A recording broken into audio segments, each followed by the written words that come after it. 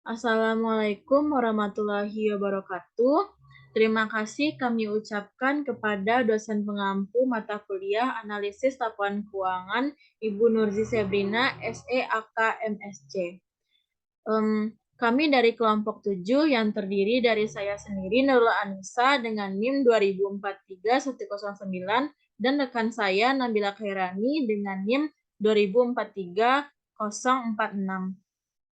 Pada kesempatan kali ini, kami akan menjelaskan analisis ROI dan profitabilitas PT Kimia Farma Tbk. Langsung saja, materi pertama akan dibacakan oleh Saudari Nabila Khairani. Kepada Nabila dipersilahkan. Terima kasih kepada moderator. Materi yang pertama yaitu mengenai return on asset dan return on equitas. Yang pertama yaitu ROA. Dari tabel dapat kita lihat bahwa ROA itu merupakan hasil pembagian dari earning after tax atau laba setelah pajak dibagi dengan rata dari total aset dibagi dengan rata total aset. Di sini dapat dilihat dari grafik bahwa hasil perhitungan ROA pada PT Kimia Farma Tbk pada tahun 2018 mengalami kenaikan sebesar 0,17% yang semula sebesar 5,58% menjadi 5,75%. Di mana hal ini menunjukkan bahwa PT Kimia Farma pada tahun tersebut mampu memperoleh laba bersih sebesar 5,75% dari total asetnya. Tahun 2019 mengalami penurunan yang cukup drastis, yaitu sebesar 5,64 yang semula sebesar 5,75 menjadi 0,11%. Dapat kita lihat pada grafik. Hal ini terjadi akibat earning after tax pada tahun tersebut juga mengalami penurunan signifikan, walaupun total aset akhir tahunnya mengalami peningkatan. Tahun 2020 tidak mengalami perubahan, yaitu tetap pada posisi 0,11%. Juga berdasarkan grafik dapat dilihat bahwa ROA PT Kimia Farma Tbk ini dari tahun 2017 hingga tahun 2021 selalu mengalami fluktuatif, serta angkanya juga terbilang kecil. Hal ini menunjukkan bahwa perusahaan dinilai belum mampu memanfaatkan asetnya dan dalam menghasilkan laba. Serta jika dilihat dari average total asetnya, perusahaan ini memiliki rata total aset yang cenderung meningkat setiap tahunnya. Sehingga bisa disimpulkan bahwa perusahaan ini belum mampu mengelola asetnya seefisien mungkin untuk memperoleh laba. Next. Selanjutnya itu return on equity, di mana diperoleh dari earning after tax dibagi dengan rata ekuitas. Dari tabel serta grafik tersebut dapat kita lihat bahwa dari tahun 2016 sampai 2021 ROE pada PT Kimia Farma ini juga selalu mengalami fluktuatif, di mana pada tahun 2018 ROE ini mengalami kenaikan sebesar 2,46% yang semula sebesar 11,96% menjadi 14,42%. Adanya pertumbuhan ROE di sini menunjukkan bahwa perusahaan memiliki prospek yang semakin baik karena adanya potensi peningkatan keuntungan yang diperoleh perusahaan. Pengelolaan investasi pemegang saham yang paling efektif dianggap berada pada tahun 2018, yaitu sebesar 14,42% dari total modalnya. Hal ini menunjukkan bahwa manajemen sangat efektif dan efisien dalam menggunakan ekuitasnya. ROE yang tinggi akan menyebabkan posisi pemilik modal perusahaan semakin kuat dan semakin meningkatkan kepercayaan investor akan modal yang diinvestasikannya, dan hal tersebut juga akan memberikan pengaruh yang baik pada harga saham perusahaan di pasar.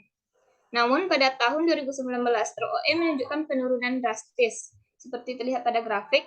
Hal ini menunjukkan bahwa perusahaan kurang efektif dalam memanfaatkan modalnya, sehingga laba setelah pajak yang dihasilkan atas modal yang dimiliki perusahaan juga mengalami penurunan dari tahun sebelumnya.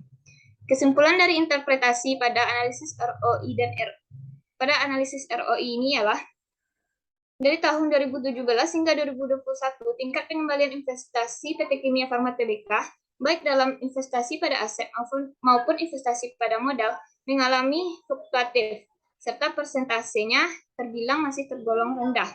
Hal ini menunjukkan bahwa perusahaan kurang konsisten dalam mengelola dan mengendalikan investasi yang dimilikinya untuk mendapatkan maksimum profit. Serta dapat dilihat dari grafik yang telah disajikan bahwa rasio ROA dan ROE mengalami fluktuasi, namun dengan kenaikan yang tinggi di tahun 2018. Hal ini menjadi risiko bagi perusahaan, di mana tantangan yang muncul bagi perusahaan di sini yaitu apakah perusahaan dapat mengimbangi kenaikan aset yang dimiliki perusahaan dengan menghasilkan laba optimal atau malah kinerjanya turun.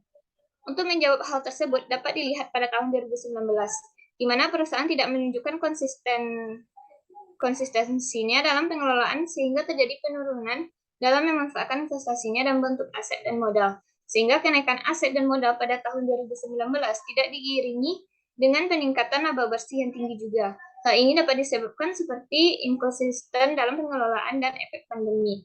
Artinya pada tahun 2019 kinerja perusahaan kurang baik dalam memanfaatkan investasi yang dimilikinya dalam menghasilkan laba tahun berjalan dengan optimal.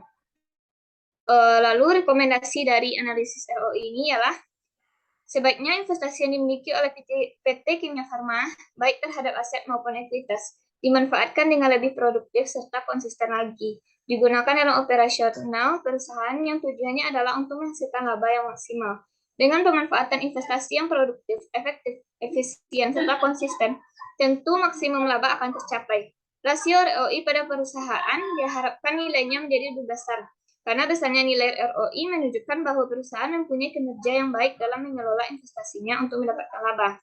Semakin besar rasio ROI tentu akan meningkatkan nilai perusahaan dan akan menarik perhatian investor untuk melakukan investasi pada perusahaan, serta juga dengan peningkatan nilai perusahaan ini juga akan meningkatkan harga saham perusahaan. Next. Selanjutnya yaitu analisis kinerja operasi, yaitu menggunakan pendekatan laba dan pendekatan beban. Yang pertama yaitu persentase gross profit margin dan COGS terhadap persentase penjualan. Berdasarkan grafik tersebut dapat dilihat terjadi kenaikan serta penurunan laba kotor dari tahun 2016, di mana margin laba kotornya yaitu 32,07% dari penjualan. Tahun 2017 terjadi kenaikan yaitu pada 35,93%, hingga pada tahun 2019 terjadi penurunan sebesar 37,27%, dan tahun 2020 kembali mengalami penurunan lagi. Dan selanjutnya pada tahun 2021 juga mengalami penurunan. Kenaikan dan penurunan margin laba kotor jika dilihat dipicu oleh kenaikan proporsi kos barang terjual untuk setiap rupiah nilai penjualan dari nilai COGS yaitu 67,93%. Setiap tahun terdapat tren penurunan pada tahun 2018, tetapi terjadi kenaikan hingga pada tahun 2021 sebesar 65,81% dari nilai penjualan. Dapat dilihat juga bahwa persentase COGS relatif cukup stabil, yaitu dengan rata-rata 64,04% pada 6 tahun terakhir. Hal ini menunjukkan bahwa perusahaan cukup efektif dan efisien dalam mengelola beban pokok pendapatannya, karena efisiensi beban pokok penjualan diikuti dengan kenaikan gross profit margin. Kesimpulan dari grafik ini ialah perusahaan cukup konsisten dalam mengelola harga pokok penjualannya. Hal ini terlihat dari peningkatan yang konsisten dari penjualan dan diikuti dengan peningkatan yang konsisten dari HPP. Walaupun terjadi peningkatan yang berfluktuasi, oleh karena itu perusahaan cukup konsisten dalam mengendalikannya. Rekomendasinya ialah PT Kimia Farma ini harus selalu mengefisiensikan beban yang harus dikeluarkan dalam hal harga pokok penjualan, dan peningkatan terhadap harga pokok penjualan harus sebanding dengan peningkatan penjualan yang akan berdampak pada penilaian investor nantinya, sehingga mampu menghasilkan gross profit margin yang tinggi. Next.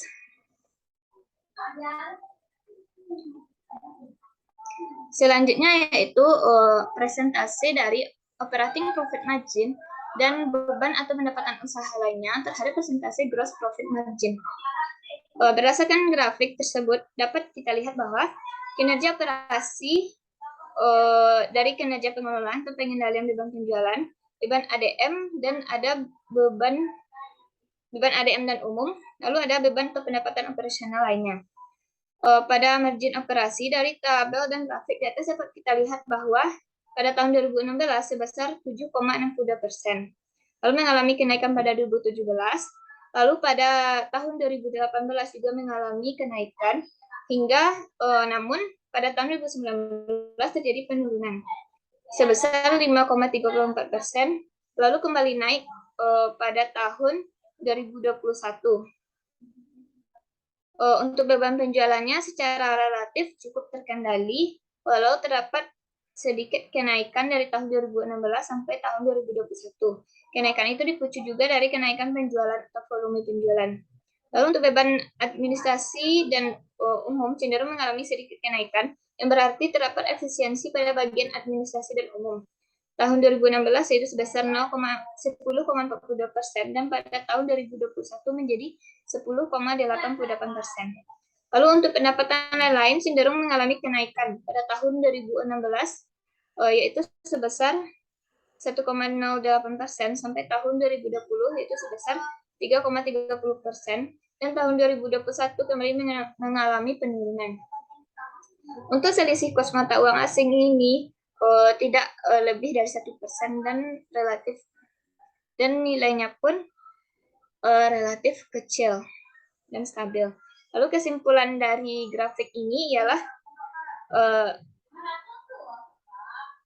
dapat kita ambil kesimpulan bahwa kinerja PT Kimia Farma cukup bagus, hanya saja pada tahun 2019 perusahaan kurang efisien dalam mengendalikan beban-beban pembentuk laba operasi perusahaannya, serta juga ada komponen non-recurring yang cukup besar dalam pembentuk laba untuk tahun 2019 yang harus diperhatikan oleh manajemen dan investor guna memprediksi laba di masa depan. Rekomendasi dari analisis operating profit margin ini ialah agar PT Kimia Farma ini bisa mengendalikan komponen pembentuk labanya, terutama beban, guna memprediksi laba di masa depan, serta lebih konsisten dalam pengelolaan beban guna menghasilkan laba operasi dengan grafik cenderung meningkat dan tidak berfluktuatif. Next.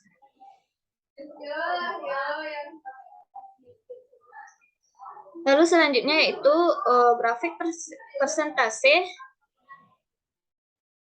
profit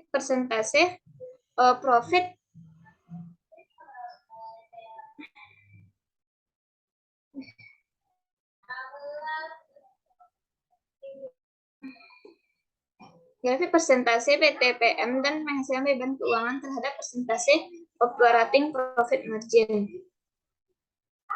di mana berdasarkan grafik dapat dilihat bahwa beban keuangan pada tahun 2019 mengalami kenaikan yang cukup signifikan yaitu 5,36% dan diikuti kenaikan pada tahun 2020.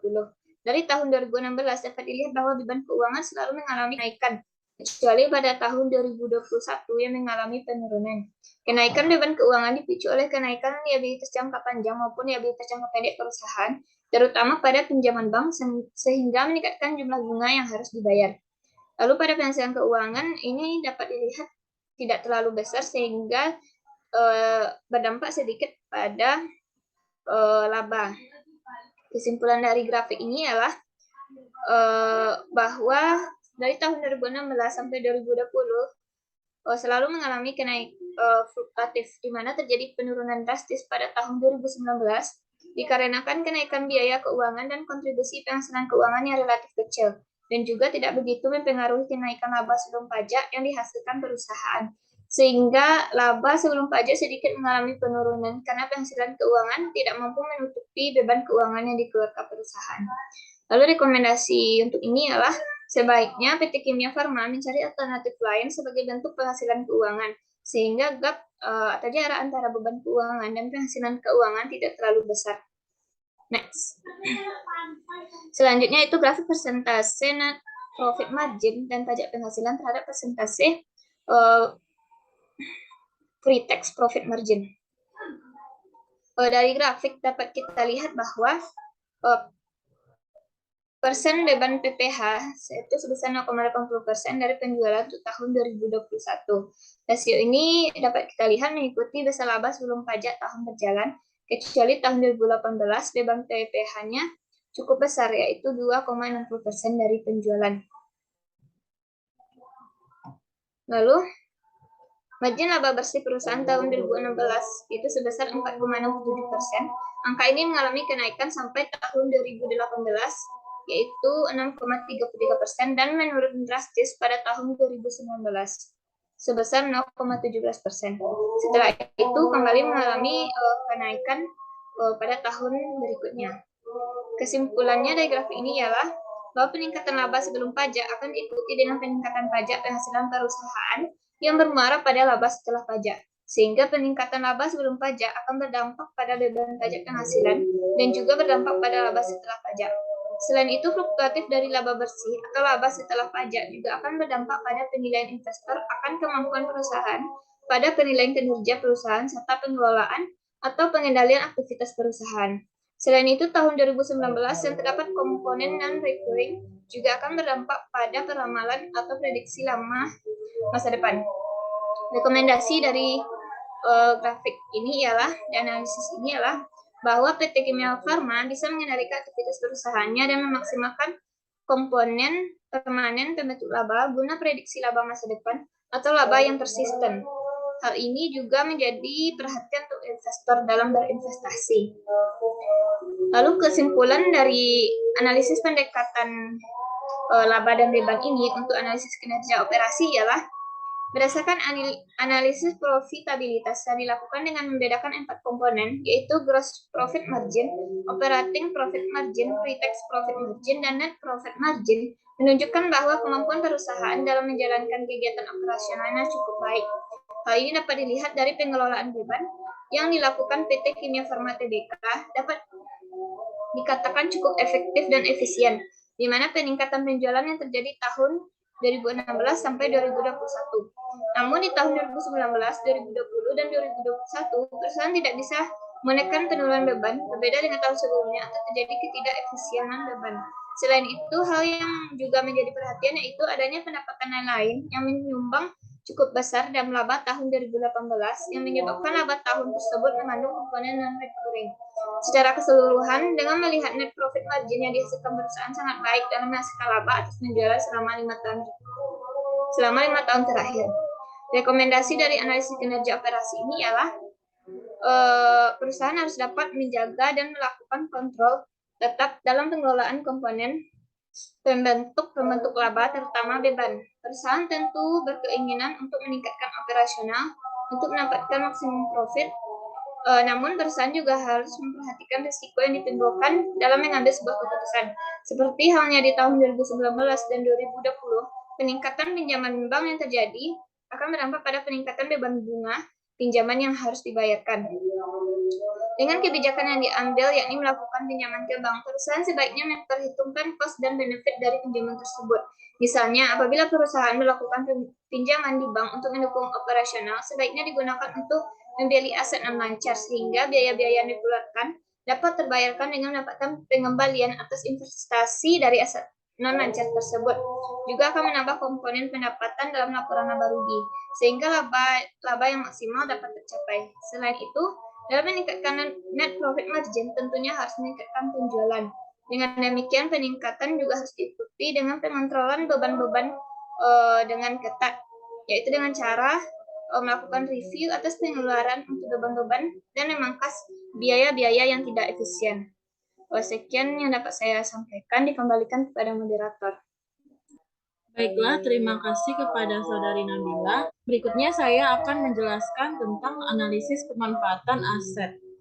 Yang pertama yaitu grafik perputaran kas atau CPO. Berdasarkan analisis investasi perputaran kas, tabel dan grafik di atas, kas berputar dalam 1 tahun 12,87 kali untuk tahun 2021, yang mana lebih cepat dari tahun sebelumnya, yaitu 7,67 kali. 1 kali perputaran kas adalah mulai kas diterima sampai kas tersebut dibayarkan kembali. Jika dilihat dari segi waktu, kas dipegang rata-rata 27,98 hari pada tahun 2021. Secara umum, perputaran kas perusahaan tidak terlalu tinggi dan tidak terlalu rendah, masih relatif aman. Jika perputaran kas tinggi menunjukkan dalam keadaan kesulitan keuangan, sedangkan jika terlalu rendah menunjukkan kas tersimpan lama atau menganggur. Selanjutnya adalah grafik perputaran piutang usaha atau account receivable. Analisis atau investasi perputaran piutang usaha atau account receivable dari tabel dan grafik di atas dapat perputaran piutang usaha perusahaan tahun 2017 sebesar 6,12 kali dalam satu tahun. Dan angka ini mengalami peningkatan tahun 2018 sebesar 6,47 kali. Sempat turun tahun 2019 sebesar 5,46 kali dan kembali mengalami kenaikan pada tahun 2021 sebesar 7,41 kali. Hal ini menunjukkan untuk tahun 2021, piutang mampu menghasilkan penjualan 12,87 kali dalam setahun. Semakin cepat piutang berputar, periode penagihannya semakin berkurang. Untuk tahun 2021, piutang beredar hanya dalam waktu 27,98 hari, jauh lebih baik dari jangka waktu optimum 30 hari sesuai syarat pembayaran N atau 30. Dapat kita simpulkan bahwa pengelolaan atau pengendalian piutang usaha semakin efektif. Selanjutnya adalah grafik perputaran persediaan. Analisis atau investasi perputaran persediaan berdasarkan rasio di atas dapat terlihat tingkat perputaran persediaan tahun 2021 sebesar 3,29 kali dalam satu tahun, atau waktu yang dibutuhkan sedia mulai dari pembelian bahan baku sampai sedia terjual 1,9,49 hari. Rasio pada tahun 2021 ini mengalami peningkatan dari tahun-tahun sebelumnya, yaitu 3,39 kali. Tahun 2017, 2,93 kali, tahun 2018 2,37 kali, tahun 2019 serta 2,39 tahun 2020. Hal ini menunjukkan kinerja pengelolaan persediaan mengalami peningkatan yang ditunjukkan dengan semakin cepatnya barang terjual, sehingga investasi tidak terlalu lama tertahan pada sediaan.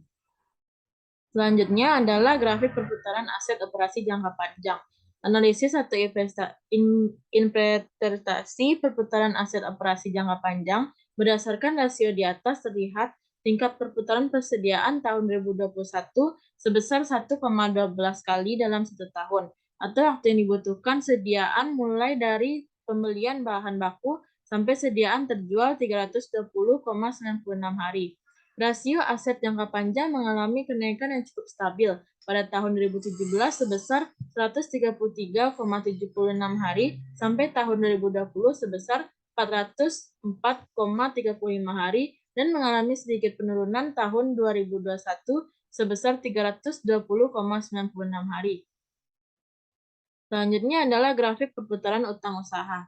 Analisis atau interpretasi perputaran utang usaha. Pada tabel dan grafik dapat dilihat bahwa utang usaha pada tahun 2017 sebesar 5,39 kali dan dari tahun mengalami penurunan sampai tahun 2020, tetapi mengalami kenaikan pada tahun 2021 sebesar 8,16 kali. Pada rasio perputaran utang usaha tahun 2017 sebesar 6,77 hari dan mengalami kenaikan tahun 2018 sebesar 79,98 hari dan mengalami penurunan sampai tahun 2021 sebesar 44,14 hari. Selanjutnya adalah grafik perputaran modal kerja. Analisis atau interpretasi perputaran modal kerja. Modal kerja pada tahun 2017 sebesar 3,97 kali dan mengalami kenaikan sebesar tahun 2019 sebesar 11,86 kali. Tahun 2019 sampai 2021 mengalami penurunan sebesar minus 69,40 kali. Pada rasio perputaran kerja ini 2017 sebesar 90,59 hari dan terus mengalami penurunan sampai tahun 2021 sebesar minus 5,19 hari. Perusahaan umumnya menginginkan tingkat perputaran modal kerja operasi bersih yang lebih tinggi daripada yang lebih rendah. Semuanya sama, karena perputaran modal kerja operasi yang lebih tinggi mencerminkan investasi yang lebih sedikit dalam modal kerja untuk setiap rupiah penjualan. Modal kerja operasi bersih berubah lebih cepat karena piutang dan persediaan berubah lebih cepat dan juga berubah lebih cepat ketika perusahaan bersandar pada perdagangan atau ketika hutang berubah lebih lambat. Dengan demikian, perputaran modal kerja operasi bersih meningkat sebagai hasil dari pengolahan komponen yang tepat. Berikutnya adalah grafik perputaran total aset. Analisis atau interpretasi perputaran modal aset. Pada tabel dan grafik terlihat perputaran aset total cenderung mengalami penurunan pada tahun 2021 semula tahun 2017 sebesar 1,3 kali turun sampai 2021 sebesar 0,73 kali. Rasio perputaran modal aset tahun 2017 sebesar 349,12 hari mengalami kenaikan sebesar tahun 2020 sebesar 1.292,17 hari dan turun tahun 2021 sebesar 494,50 hari. Selanjutnya ini adalah analisis DuPont dari PT Kimia Farma Tbk. Baiklah, terima kasih. Sekian presentasi kami hari ini. Wassalamualaikum warahmatullahi wabarakatuh.